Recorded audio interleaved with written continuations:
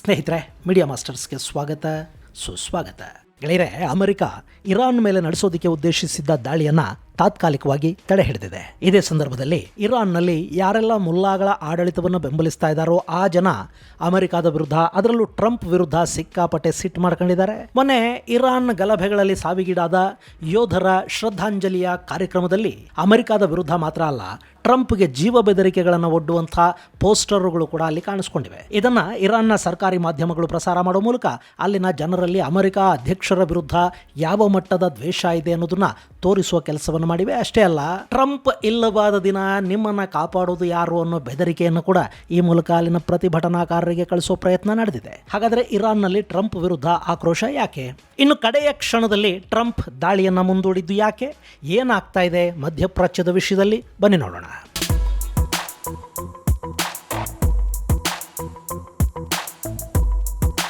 ಗೆಳೆಯರೆ, ಅಮೆರಿಕಾದಲ್ಲಿ ಟ್ರಂಪ್ ಅಧಿಕಾರ ಸ್ವೀಕರಿಸಿದ ಒಂದೇ ವರ್ಷದಲ್ಲಿ ನಾವು ತರಾವರಿ ಘಟನೆಗಳಿಗೆ, ಕೆಲ ಆತಂಕಗಳಿಗೆ, ಹಾಗೆ ಮತ್ತೆ ಕೆಲ ಕಾಮಿಡಿಗಳಿಗೆ ಸಾಕ್ಷಿ ಆಗ್ತಾ ಇದ್ದೀವಿ. ನಾನು 8 ಯುದ್ಧ ನಿಲ್ಲಿಸಿದೆ ಅಂತ ಹೇಳ್ತಾ ಟ್ರಂಪ್ ನನಗೆ ನೊಬೆಲ್ ಕೊಡಿ ಅಂತ ಕೇಳ್ಕೊಂಡ್ರು. ಅಮೆರಿಕದ ಇತಿಹಾಸದಲ್ಲಿ ಇಷ್ಟು ಹತಾಶೆಯಿಂದ ನೊಬೆಲ್ ಪ್ರಶಸ್ತಿಗಾಗಿ ಬಹಿರಂಗವಾಗಿ ಕಾಡಿ ಬೇಡಿದ ಅಧ್ಯಕ್ಷ ಟ್ರಂಪ್ ಒಬ್ಬರೇ ಇರಬೇಕು. ಇನ್ನು ಯುದ್ಧ ನಿಲ್ಲಿಸಿದ್ದು ನಾನೇ ಅಂತ ಹೇಳ್ತಲೇ ಟ್ರಂಪ್ ವೆನೆಜುಲಾ ಅಧ್ಯಕ್ಷರನ್ನ ಕಿಡ್ನಾಪ್ ಮಾಡಿಸಿದ್ರು. ಇರಾನ್ನಲ್ಲಿ ಉದ್ವಿಗ್ನ ಪರಿಸ್ಥಿತಿಯ ನಿರ್ಮಾಣಕ್ಕೆ ಕಾರಣ ಆದರು. ಗ್ರೀನ್ಲ್ಯಾಂಡ್ ವಿಷಯದಲ್ಲಿ ಯುರೋಪಿಯನ್ ಯೂನಿಯನ್ ಕೂಡ ಟ್ರಂಪ್ ಇಂದ ದೂರ ಸರಿಯೋ ನಿರ್ಧಾರವನ್ನು ತಗೊಳ್ಳೋ ಹಾಗೆ ಮಾಡಿದ್ರು. ಆತ ದಡ್ಡನ ಬುದ್ಧಿವಂತನ ಅನ್ನೋದು ಇನ್ನೂ ಕೂಡ ಜಗತ್ತಿಗೆ ಅರ್ಥವಾಗೇ ಇಲ್ಲ. ಇಂಥ ಟ್ರಂಪ್ ಈಗ ಮತ್ತೊಂದು ಇಂಥದ್ದೇ ಗೊಂದಲದ ನಿರ್ಧಾರವನ್ನು ತಗೊಂಡಿದ್ದಾರೆ. ಇರಾನ್ ವಿಷಯದಲ್ಲಿ ನಾವು ಸೇನಾ ಕಾರ್ಯಾಚರಣೆಯನ್ನ ಮಾಡಿಬಿಡ್ತೀವಿ ಅಂತ ಹೇಳ್ತಾ ಅಲ್ಲಿನ ಪ್ರತಿಭಟನಾಕಾರರಿಗೆ ನೆರವು ನಿಮ್ಮನ್ನ ಹುಡುಕೊಂಡು ಬರ್ತಾ ಇದೆ, ನೀವು ಪ್ರತಿಭಟನೆಗಳನ್ನ ಮತ್ತಷ್ಟು ಹೆಚ್ಚು ಮಾಡಿ ಅಂತೆಲ್ಲ ಹುರಿದುಂಬಿಸ್ತಾ ಪಾಕಿಸ್ತಾನದ ಸೇನಾಡಳಿತದ ನೆರವನ್ನು ಪಡ್ಕೊಂಡು ಇರಾನಿಗೂ ಪಾಕ್ ಮೂಲದ ಭಯೋತ್ಪಾದಕರನ್ನ ನುಗ್ಗಿಸಿ ಅಲ್ಲೊಂದಷ್ಟು ನರಹತ್ಯೆಗಳು ನಡೆಯೋ ಹಾಗೆ ಕೂಡ ನೋಡಿಕೊಂಡು ಇನ್ನೇನು ಇರಾನ್ ಮೇಲೆ ಅಮೆರಿಕ ದಾಳಿ ಮಾಡೇ ಬಿಡ್ತು ಅನ್ನೋ ವಾತಾವರಣ ನಿರ್ಮಾಣ ಮಾಡಿದ್ದ ಟ್ರಂಪ್ ಕಡೆಯ ಕ್ಷಣದಲ್ಲಿ ತಮ್ಮ ನಿರ್ಧಾರದಿಂದ ಯೂಟರ್ನ್ ತಗೊಂಡಿದ್ದಾರೆ. ಇಲ್ಲಿ ಇರಾನ್ ಮೇಲೆ ಅಮೆರಿಕ ದಾಳಿ ಮಾಡೋದಿಲ್ಲ ಅಂತಲ್ಲ, ಆದರೆ ಸದ್ಯಕ್ಕೆ ತಯಾರಿಗಳು ಕಡಿಮೆ ಇರೋದ್ರಿಂದ ಆ ಕಾರ್ಯಾಚರಣೆಯನ್ನು ತಾತ್ಕಾಲಿಕವಾಗಿ ಮುಂದೂಡಲಾಗಿದೆ ಅಂತ ಕೆಲವರು ಇಲ್ಲಿ ಹೇಳ್ತಾ ಇದ್ದಾರೆ. ಇನ್ನು ವಿಶ್ವಸಂಸ್ಥೆಯ ಭದ್ರತಾ ಮಂಡಳಿಯಲ್ಲಿ ಇರಾನ್ನ ಪರಿಸ್ಥಿತಿಯ ಮೇಲೆ ನಾವು ಕಣ್ಣಿಟ್ಟಿದ್ದೀವಿ, ಅಲ್ಲಿ ಪ್ರತಿಭಟನಾಕಾರರ ಮೇಲೆ ಸರ್ಕಾರ ಕಠಿಣ ಕ್ರಮಗಳನ್ನು ಕೈಗೊಂಡ್ರೆ ನಾವು ಸೇನಾ ಕಾರ್ಯಾಚರಣೆಯ ಬಗ್ಗೆ ಯೋಚಿಸಬೇಕಾಗುತ್ತೆ ಅಂತ ಅಮೆರಿಕ ಹೇಳಿದೆ. ಹಾಗೆ ಒಂದು ಶಾಂತಿ ಕಮಿಟಿಯನ್ನ ನಾವು ನಿರ್ಮಾಣ ಮಾಡಿದ್ದೀವಿ, ಅದರಲ್ಲಿ ಯಾರ್ಯಾರು ಇರ್ತಾರೆ ಅನ್ನೋದನ್ನ ನಾನು ಕೆಲವೇ ದಿನಗಳಲ್ಲಿ ನಿಮಗೆ ಹೇಳ್ತೀನಿ ಅಂತ ಕೂಡ ಟ್ರಂಪ್ ತಿಳಿಸಿದ್ದಾರೆ. ಹಾಗಾದ್ರೆ ಈಗಾಗಲೇ ಯೋಚಿಸಿದ ಸೇನಾ ಕಾರ್ಯಾಚರಣೆಯನ್ನ ಟ್ರಂಪ್ ಕೈಬಿಟ್ಟಿದ್ದು ಯಾಕೆ? ಗೆಳೆಯರೆ, ಟ್ರಂಪ್ ಅವರ ಈ ನಿರ್ಧಾರಕ್ಕೆ ಸಾಕಷ್ಟು ಬೇರೆ ಬೇರೆ ಕಾರಣಗಳನ್ನು ಕೊಡಲಾಗ್ತಾ ಇದೆ. ಅಲ್ಲಿ ಅರಬ್ ದೇಶಗಳು ಇರಾನ್ ಮೇಲೆ ಅಮೆರಿಕ ದಾಳಿ ಮಾಡೋದು ಬೇಡ ಅಂತ ಹೇಳಿದ್ವು. ಸೌದಿ ಅರೇಬಿಯಾ ನಮ್ಮ ವಾಯು ಪ್ರದೇಶವನ್ನು ಬಳಸ್ಕೊಳ್ಳೋದಕ್ಕೆ ನಾವು ಅಮೆರಿಕಾಗೆ ಅವಕಾಶ ಕೊಡೋದಿಲ್ಲ ಅಂತ ಹೇಳ್ತು. ಕತಾರ್ ಕೂಡ ಅದೇ ಮಾತು ಹೇಳ್ತು. ಅರಬ್ ದೇಶಗಳು ನಾವು ಈ ಆಟದಲ್ಲಿ ಇಲ್ಲ ಅಂತ ಕೈ ಎತ್ತಿದ್ವು. ಹೀಗಾಗಿ ಟ್ರಂಪ್ ಹಿಂದೆ ಸರಿಬೇಕಾಯಿತು ಅನ್ನೋದು ಕೆಲವರು ಕೊಡ್ತಾ ಇರೋ ಕಾರಣ. ಆದರೆ ಇದು ಖಂಡಿತ ನಿಖರ ಕಾರಣ ಅಂತ ಅನ್ಸೋದಿಲ್ಲ. ಯಾಕೆಂದ್ರೆ ಅರಬ್ ದೇಶಗಳಿಗೆ ಇರಾನ್ ಅನ್ನ ಕಂಡ್ರೆ ಆಗೋದಿಲ್ಲ. ಅವರು ಇರಾನ್ನ ಪತನವನ್ನು ಬಯಸ್ತಾರೆ. ಅಮೆರಿಕ ಆ ಕೆಲಸವನ್ನ ಮಾಡುತ್ತೆ ಅನ್ನೋದಾದ್ರೆ ಮುಂದೆ ನಿಂತು ಅಮೆರಿಕಾಗೆ ಏನು ಬೇಕು ಅದೆಲ್ಲವನ್ನ ಕೊಟ್ಟು ಇರಾನ್ನ ಪತನಕ್ಕೆ ಕಾರಣ ಆಗೋದು ಇದೇ ಅರಬ್ ದೇಶಗಳು. ಅಲ್ಲಿ ಆರ್ಥಿಕ ರಣಾತ್ಮಕ ಕಾರಣಗಳು ಅನ್ನೋದನ್ನ ಹೊರತುಪಡಿಸಿ ಕೂಡ ಮತೀಯ ಕಾರಣಗಳು ಕೂಡ ತುಂಬಾ ಗಾಢವಾಗಿವೆ. ಸುನ್ನಿ ಮುಸ್ಲಿಮರು ಯಾವತ್ತೂ ಶಿಯಾಗಳನ್ನ ಸಹಿಸೋದಿಲ್ಲ, ಹಾಗೆ ಶಿಯಾಗಳು ಕೂಡ ಸುನ್ನಿಗಳ ನೆರಳನ್ನು ಇಷ್ಟಪಡೋದಿಲ್ಲ. ಅಲ್ಲಿ 7ನೇ ಶತಮಾನದಿಂದ ಉಳ್ಕೊಂಡು ಬಂದಿರೋ ದ್ವೇಷ, ಅಸೂಯೆ, ದಾಯಾದಿ ಕಲಹಗಳಿವೆ. ಹೀಗಾಗಿ ಶಿಯಾ ಇರಾನ್ ಬಗ್ಗೆ ಸುನ್ನಿ ಅರಬರಿಗೆ ಯಾವ ಅನುಕಂಪನೂ ಇಲ್ಲ.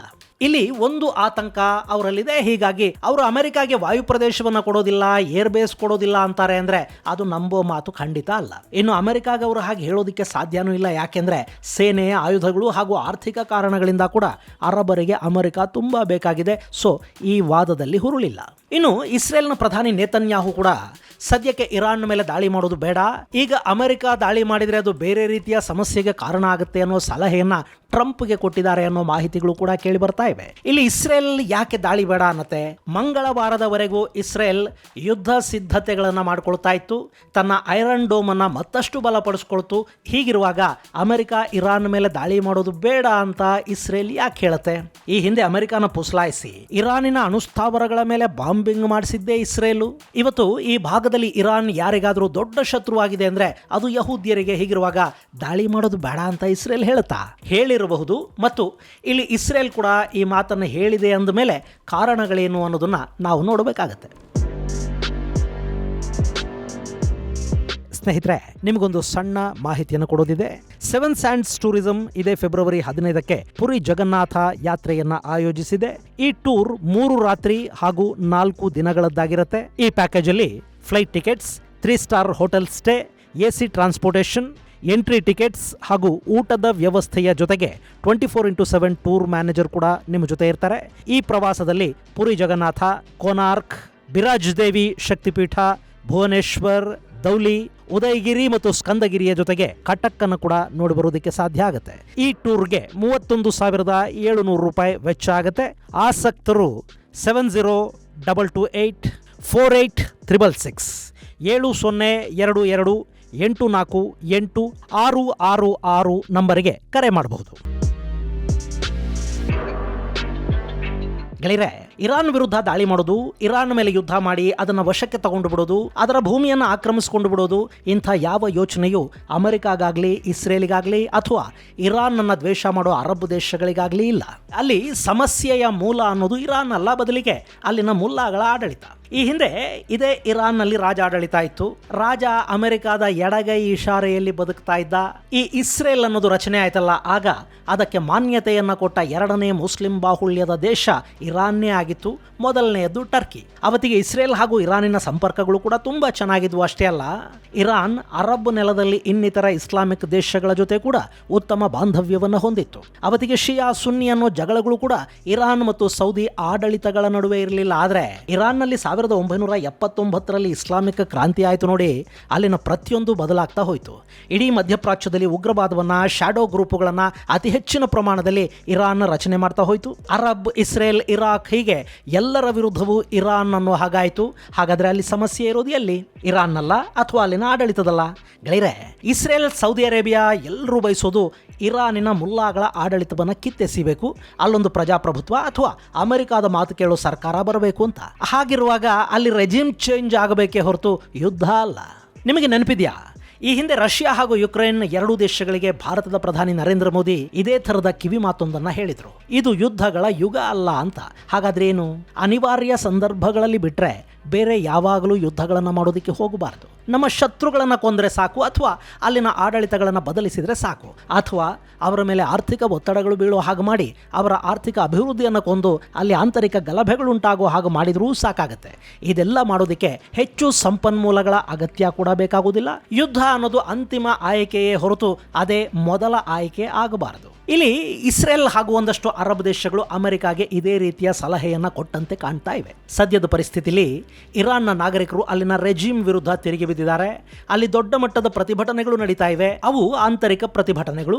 ಒಂದು ದೇಶದಲ್ಲಿ ಅಲ್ಲಿನ ಜನಾನೇ ದಂಗೆದ್ದಿದ್ದಾರೆ, ಆಡಳಿತದ ವಿರುದ್ಧ ಮಾತಾಡ್ತಾ ಇದ್ದಾರೆ ಅಂದರೆ ಅದು ಅವರ ನ್ಯಾಯಯುತ ಹಕ್ಕು ಅನ್ನಿಸ್ಕೊಳ್ಳುತ್ತೆ, ಅದಕ್ಕೊಂದು ಬಲ ಕೂಡ ಬರುತ್ತೆ. ಆದರೆ ಅದೇ ಪ್ರತಿಭಟನೆಗಳಿಗೆ ಹೊರದೇಶಗಳು ಕುಮ್ಮಕ್ಕು ಕೊಡ್ತಾ ಇವೆ ಅನ್ಸಿದ್ರೆ, ಯಾರೋ ಹೊರಗಿನ ಶಕ್ತಿಗಳ ಆದೇಶದ ಮೇರೆಗೆ ಅದೆಲ್ಲ ನಡೀತಿದೆ ಅನ್ಸಿದ್ರೆ, ಅಲ್ಲಿನ ಒಂದಷ್ಟು ಜನರಿಗೆ ಆಡಳಿತದ ಮೇಲೆ ಸಿಟ್ಟಿದ್ರೂ ಕೂಡ ಪ್ರತಿಭಟನೆಗಳನ್ನು ವಿರೋಧಿಸಿ ಅಲ್ಲಿನ ಆಡಳಿತದ ಪರ ಅವರು ನಿಲ್ತಾರೆ. ಅಕಸ್ಮಾತ್ ಇರಾನ್ನಲ್ಲಿ ಹಂಗೇನಾದರೂ ಆಗ್ಬಿಟ್ರೆ ಇಷ್ಟು ದಿನ ಅಲ್ಲಿ ಮಾಡಿದ ಎಲ್ಲ ಪ್ರಯತ್ನಗಳು ವ್ಯರ್ಥ ಆಗತ್ವೆ. ಹೀಗಾಗಿ ಇರಾನ್ನಲ್ಲಿನ ಜನ ಆಡಳಿತದ ಪರ ಹೆಚ್ಚಿನ ಒಲವನ್ನ ಹೊಂದಬಾರದು ಅಂತಲೇ ಅಕ್ಕಪಕ್ಕದ ಎಲ್ಲ ದೇಶಗಳು ಬಯಸ್ತಾ ಇವೆ. ಅಂದರೆ ಈಗ ಸದ್ಯಕ್ಕಲ್ಲಿನ ಪ್ರತಿಭಟನೆಗಳು ಇರಾನ್ ಅನ್ನು ಆಂತರಿಕವಾಗಿ ಸುಡ್ತಾ ಇವೆ, ಸಾಕಷ್ಟು ಘಾಸಿಗೊಳಿಸ್ತಾ ಇವೆ.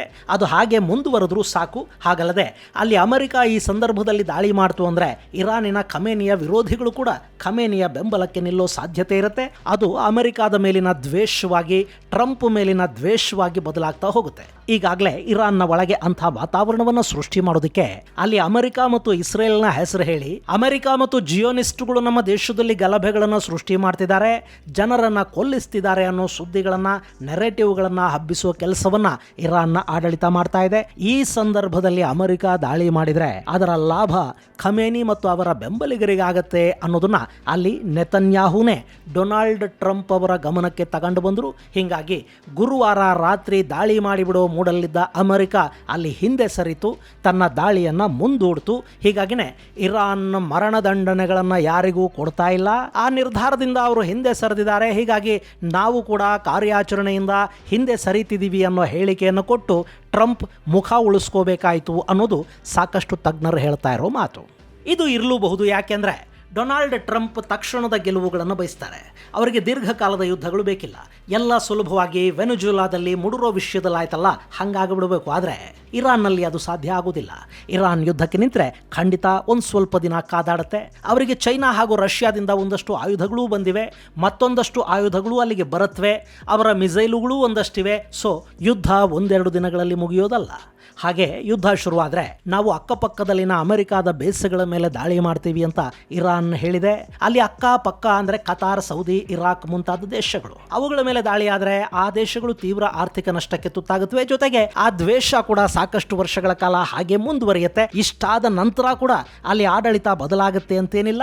ರಿಸಲ್ಟ್ ಅನ್ನೋದು ಏನು ಬೇಕಾದರೂ ಆಗಬಹುದು.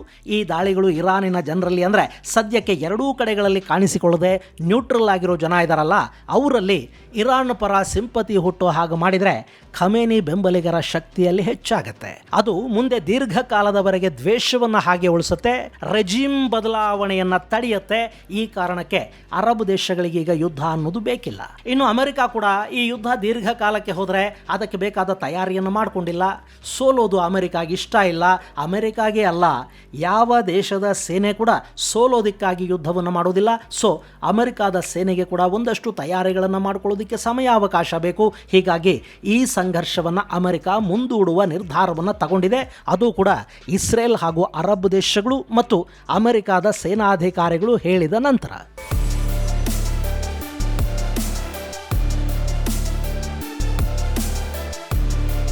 ಇನ್ನು ಗೆಳೆಯರೆ, ಇಲ್ಲಿ ಇಸ್ರೇಲ್ ಕೊಟ್ಟಿದೆ ಅಂತ ಹೇಳಲಾಗ್ತಾ ಇರೋ ಸಲಹೆ ಇದೆಯಲ್ಲ, ಅದು ಕರೆಕ್ಟಾಗೇ ಇದೆ. ಈಗಾಗಲೇ ಇರಾನ್ನಲ್ಲಿ ಪ್ರೋ ರೆಜಿಮ್ ಪ್ರತಿಭಟನೆಗಳು ಶುರುವಾಗಿವೆ. ಟ್ರಂಪ್ ಮೇಲೆ ಈ ಹಿಂದೆ ಅಂದರೆ 2024ರಲ್ಲಿ ಬಟ್ಲರ್ ಅಲ್ಲಿ ಚುನಾವಣಾ ಪ್ರಚಾರದ ಸಮಯದಲ್ಲಿ ನಡೆದ ಹತ್ಯಾಯತ್ನದ ಫೋಟೋ ಹಿಡ್ಕೊಂಡು ಅದರ ಕೆಳಗೆ ಈ ಬಾರಿ ಗುಂಡು ಮಿಸ್ ಆಗೋದಿಲ್ಲ ಅಂತ ಬರೆಯಲಾದ ಒಂದಷ್ಟು ಬ್ಯಾನರ್ ಮತ್ತು ಪ್ಲೇ ಕಾರ್ಡ್ಸ್ ಇರಾನ್ನಲ್ಲಿ ಕಾಣಿಸ್ಕೊಂಡಿವೆ. ಇದು ಖಮೇನಿಯ ಬೆಂಬಲಿಗರಿಗೆ ಟ್ರಂಪ್ ಮೇಲಿರೋ ದ್ವೇಷ ಎಂಥದ್ದು ಅನ್ನೋದನ್ನು ತೋರಿಸ್ತಾ ಇದೆ. ಇಲ್ಲಿ ಇದರಿಂದ ಆಗೋ ಒಂದು ಅಪಾಯ ಅಂದರೆ ಮುಂದೆ ಯಾವತ್ತು ಯಾರೇ ಟ್ರಂಪ್ ಮೇಲೆ ದಾಳಿ ಮಾಡಿದರೂ ಕೂಡ ಅದರ ಆರೋಪ ಇರಾನ್ ಮೇಲೆ ಬರುತ್ತೆ. ಈ ಹಿಂದೆ ಕೂಡ ಟ್ರಂಪ್ ಮನೆ ಬಳಿ ಒಮ್ಮೆ ಅವರನ್ನು ಕೊಲ್ಲೋದಕ್ಕೊಬ್ಬ ಹೊಂಚು ಹಾಕಿ ಕೂತಿದ್ದ ಅಂತ ಹೇಳಲಾಯಿತು. ಅದಕ್ಕಿಂತ ಮೊದಲು ಅವರ ಚುನಾವಣಾ ಪ್ರಚಾರದಲ್ಲಿ ಅವರ ಮೇಲೆ ಗುಂಡು ಹಾರಿಸಲಾಯಿತು. ಅದು ಟ್ರಂಪ್ ಅವರ ಕಿವಿಯನ್ನು ಛೇದಿಸಿಕೊಂಡು ಹೋಯಿತು. ಆ ದಾಳಿಗಳ ಹಿಂದೆ ಇರಾನ್ನ ಹೆಸರೇ ಕೇಳಿ ಬಂದಿತ್ತು. ಇನ್ನು ಈಗ ಟ್ರಂಪ್ ಈ ಬಾರಿ ಗುರಿ ತಪ್ಪೋದಿಲ್ಲ ಅನ್ನೋ ಪೋಸ್ಟರುಗಳಲ್ಲಿ ಕಾಣಿಸ್ಕೊಳ್ತಾ ಇವೆ. ಅದನ್ನು ಅಲ್ಲಿನ ಸರ್ಕಾರಿ ಟಿವಿ ಚಾನಲ್ಗಳು ವಿಶೇಷವಾಗಿ ಪ್ರಸಾರ ಮಾಡಿವೆ. ಸೊ ಟ್ರಂಪ್ ಮೇಲೆ ಮುಂದೆ ಯಾವತ್ತು ಯಾರೇ ದಾಳಿ ಮಾಡಿದರೂ ಜಗತ್ತು ಇರಾನ್ ಕಡೆಗೆ ಬೆಟ್ಟು ಮಾಡುತ್ತೆ. ಹಾಗೆ ಅಲ್ಲಿ ನಡೀತಿರೋ ಪ್ರತಿಭಟನೆಗಳನ್ನು ದಮನ ಮಾಡೋದಕ್ಕೆ ಕೂಡ ಇರಾನ್ ದೊಡ್ಡ ಮಟ್ಟದಲ್ಲಿ ಪ್ರಯತ್ನ ನಡೆಸಿದೆ. ಈಗ ಬರ್ತಿರೋ ಸುದ್ದಿಗಳ ಪ್ರಕಾರ ಇರಾನಿನ ಸಂಸದ ಅಬುಲಾಕ್ ಅಸೀಮ್ ಜರಾರೆ, ಮೈಸಮ್ ನಾದಿ, ಹಾಗೆ ಅಲ್ಲಿನ ಮಾಜಿ ಅಧ್ಯಕ್ಷ ಹಸನ್ ರೋಹಾನಿ ಮತ್ತು ಅವತ್ತಿನ ವಿದೇಶಾಂಗ ಸಚಿವ ಮೊಹಮ್ಮದ್ ಜಾವೇದ್ ಜರೀಫ್ ಸೇರಿದ ಹಾಗೆ ಸಾಕಷ್ಟು ಜನರನ್ನ ಇರಾನ್ನ ಆಡಳಿತ ಗೃಹ ಬಂಧನದಲ್ಲಿಟ್ಟಿದೆ. ಅಲ್ಲಿ ಯಾರೆಲ್ಲ ಇಸ್ಲಾಮಿಕ್ ಆಡಳಿತದ ವಿರುದ್ಧ ಇದ್ದಾರೆ, ಮಾಡರೇಟ್ ನಾಯಕರು ಅಂತ ಗುರುತಿಸ್ಕೊಂಡಿದ್ರು, ಅಂಥವರನ್ನೆಲ್ಲ ವಶಕ್ಕೆ ಪಡೆಯುವ ಪ್ರಯತ್ನಗಳನ್ನು ಇರಾನ್ನ ಆಡಳಿತ ಈಗಾಗಲೇ ಶುರು ಮಾಡಿದೆ. ಹಾಗೆ ಸುಮಾರು 25,000ಕ್ಕೂ ಹೆಚ್ಚು ಮಂದಿಯನ್ನ ಬಂಧಿಸಲಾಗಿದೆ ಅಂತ ಹೇಳ್ತಾ ಇದ್ದಾರೆ. ಅದರಲ್ಲಿ 3,000 ಮಂದಿಯ ವಿರುದ್ಧ ಭಯೋತ್ಪಾದನೆಯ ಆರೋಪವನ್ನು ಹೊರಿಸಲಾಗಿದೆ. ಸಾಕಷ್ಟು ಜನ ಗಾಯಗೊಂಡ ಪ್ರತಿಭಟನಾಕಾರರನ್ನು ನಾವು ಬಂಧಿಸಿ ವಿಚಾರಣೆಗೆ ಒಳಪಡಿಸಿದ್ದೀವಿ. ಅವರ ಮೇಲೆ ಪ್ರತಿಭಟನಾಕಾರರೇ ಗುಂಡು ಹಾರಿಸಿದ್ದಾರೆ ಅಂತ ಇರಾನಿನ ಪೊಲೀಸರು ಹೇಳಿಕೆಗಳನ್ನು ಕೊಡ್ತಾ ಇದ್ದಾರೆ. ಪಾಕಿಸ್ತಾನದಿಂದ ಸಾಕಷ್ಟು ಉಗ್ರರು ಇರಾನ್ಗೆ ಬಂದಿದ್ದಾರೆ, ಅವರೇ ಗಲಭೆಗಳಲ್ಲಿ ಹೆಚ್ಚು ಸಾವುಗಳಿಗೆ ಕಾರಣ ಆಗಿರೋದು ಅಂತ ಕೂಡ ಇರಾನ್ ಮೂಲದ ರೆಜಿಮ್ ಅನ್ನ ಬೆಂಬಲಿಸುವ ಎಕ್ಸ್ ಖಾತೆಗಳು ಬರಿತಾ ಇವೆ. ಗೆಳೆಯರೆ, ಇರಾನ್ನಲ್ಲಿ ಭಯೋತ್ಪಾದನೆಗೆ ಒಂದೇ ಶಿಕ್ಷೆ. ನಮ್ಮಲ್ಲಿ ಮಾಡಿದ ಹಾಗೆ ಜೈಲಲ್ಲಿ ಕೂಡಿಸಿ ಅವರು ಬಿರಿಯಾನಿ ಮೇಯಿಸೋದಿಲ್ಲ. ಉಗ್ರವಾದದ ಆರೋಪ ಅಲ್ಲಿ ಸಾಬೀತಾದ್ರೆ, ಯಾರದ್ದೇ ಮೇಲೆ ಟೆರರಿಸ್ಟ್ ಅನ್ನೋ ಮುದ್ರೆ ಬಿದ್ರೆ, ಅದು ಅಲ್ಲಿನ ನ್ಯಾಯಾಲಯಗಳಲ್ಲಿ ಸಾಬೀತು ಆದ್ರೆ ಅಂಥವ್ರನ್ನ ಸೀದಾ ನೇಣಿಗೆ ಹಾಕ್ತಾರೆ. ಇನ್ನು ಆರೋಪಗಳು ಅಲ್ಲಿ ಬೇಗ ಸಾಬೀತು ಆಗತ್ವೆ. ಅಂದ್ರೆ ಈಗ 3,000 ಪ್ರತಿಭಟನಾಕಾರರ ಕೊರಳಿಗೆ ನೇಣು ಕುಣಿಕೆ ಬೀಳೋದು ಖಚಿತವಾಗ್ತಾ ಇದೆ. ಅಲ್ಲಿ ಇದೇ ರೆಜಿಮ್ ಮುಂದುವರೆದ್ರೆ ಸಾವಿರಾರು ಜನ ಸಾಯ್ಬೇಕಾಗತ್ತೆ. ಹಾಗಲ್ಲದೆ ಈ ಗಲಭೆಗಳು ಇನ್ನೊಂದಷ್ಟು ದಿನ ಹೀಗೆ ಮುಂದುವರೆದ್ರೆ, ಅವು ಮತ್ತಷ್ಟು ಉದ್ಧತಗೊಂಡ್ರೆ ರೆಜಿಮ್ ತಾನಾಗಿ ಬದಲಾಗುತ್ತೆ. ಸೊ ಗಲಭೆಗಳು ಮುಂದುವರಿಯೋದಕ್ಕೆ ಬೇಕಾದ ವಾತಾವರಣವನ್ನು ಮಾತ್ರ ಅಲ್ಲಿ ಸೃಷ್ಟಿ ಮಾಡಿದರೆ ಸಾಕು ಅಂತ ಇಸ್ರೇಲ್ ಹಾಗೂ ಅರಬ್ ದೇಶಗಳು ಹೇಳ್ತಾ ಇವೆ. ಅಲ್ಲಿ ಏನಾಗುತ್ತೆ ಅನ್ನೋದು ಇನ್ನು ಸ್ವಲ್ಪ ದಿನಗಳಲ್ಲಿ ಗೊತ್ತಾಗುತ್ತೆ. ಇದು ಗೆಳೆಯರೆ, ಇರಾನ್ಗೆ ಸಂಬಂಧಪಟ್ಟ ಒಂದಷ್ಟು ಅಪ್ಡೇಟ್ಸ್.